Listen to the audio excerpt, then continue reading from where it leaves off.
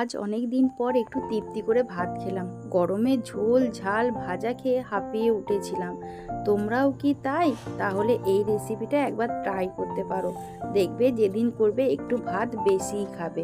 প্রথমে ঢ্যাঁড়সগুলো ভালো করে ধুয়ে যেমন খুশি তেমন কেটে নিয়েছি। তারপর 4টে কাঁচা লঙ্কা, 2টো ছোট ছোট টমেটো, মিডিয়াম সাইজের পেঁয়াজ আর ছোট ছোট করে 12 থেকে 13 কোয়া রসুন নিয়েছি। তোমরা বড় বড় রসুনের কোয়া হলে 5 থেকে 6টা নিতে পারো, তবে রসুনটা একটু বেশিই দেবে।